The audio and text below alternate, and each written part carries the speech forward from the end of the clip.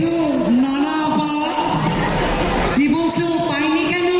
আইসে আপা, সত্যি খাচ্চর। আস্তে বলো, সবাই তো শুনে ফেলবে। সমস্যা নেই, পেয়ে যাবে। দিয়ে দেবো, কিন্তু ওরা কিন্তু আমারই লোক। আপা, আমার একটি প্রশ্ন ছিল। বলো।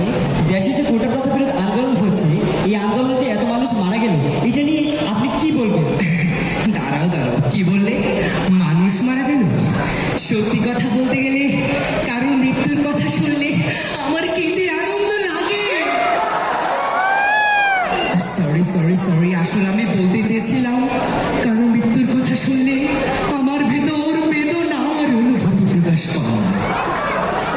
আর বারবার শুধু মনে হয় ওরা আমার বাবাকে মেরেছে, ওরা আমার মাকে মেরেছে, ওরা আমার ছোট ভাই রাসেলকে মেরেছে। স্বজন হারানোর কি বেদনা, স্বজন হারানোর কি বেদনা। আমার দিকে ভালো কে জানে।